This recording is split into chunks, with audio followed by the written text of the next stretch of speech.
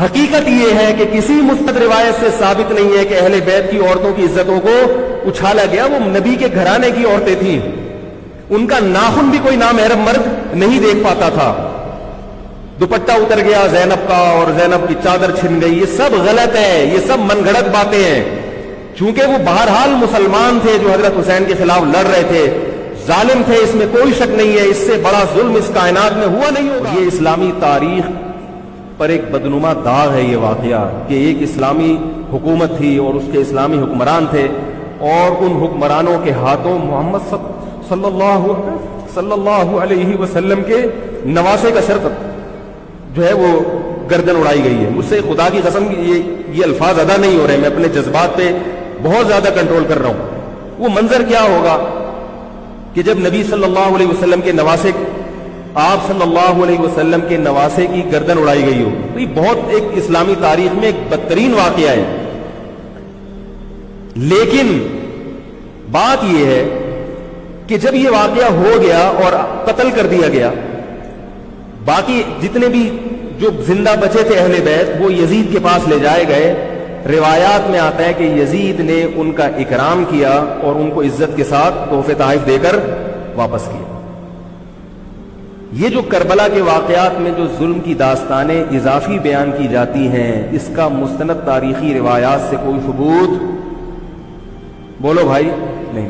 اب لوگوں نے اپنی دکانیں چمکا لی ہیں, پانی نہیں تھا, کئی دنوں سے کھانا نہیں ملا. صحیح روایات سے ثابت ہے کہ حضرت حسین رضی اللہ تعالیٰ عنہ کربلا کے میدان میں وضو کر کے نماز پڑھتے تھے, تو پانی تھا تو. اور بعض نے یہ کہا کہ اہل بیت کی عورتوں کی عزتیں اچھالی گئی ہیں.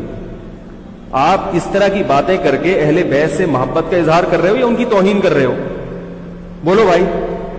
اگر کوئی عزت دار پاک دامن عورت ہو, بالفرض اس کی عزت پہ ڈاکہ ڈلتا ہے بالفرض, تو آپ اس بات کو چھپاؤ گے نا, آپ جھوٹ بولو گے, بولو گے نہیں بھائی اس کی عزت پہ کوئی آنچ نہیں آئی ہے.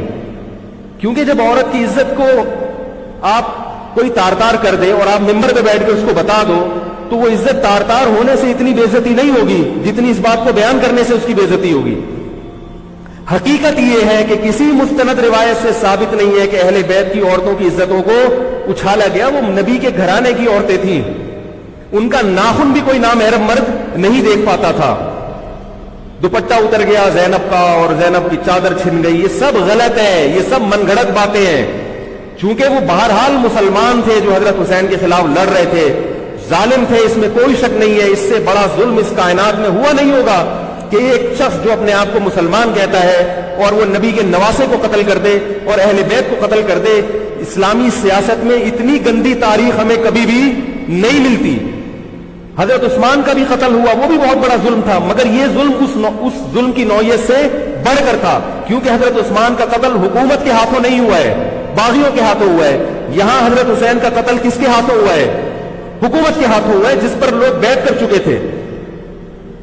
تو یہ اسلامی تاریخ میں ایک بہت بڑا بدنما داغ ہے, مگر اس کو بیان جس انداز سے کیا جاتا ہے اور جتنے قصے کہانیاں من گھڑت سنائے جاتے ہیں ان کا حقیقت سے تعلق نہیں ہے. ہماری نظر میں چاہے پانی بند کیا ہو یا نہیں کیا ہو, کھانا ملا ہو یا نہیں ملا ہو, ہماری نظر میں حضرت حسین رضی اللہ تعالی عنہ کا سر قلم کر دینا ہی کائنات کا بدترین ظلم ہے.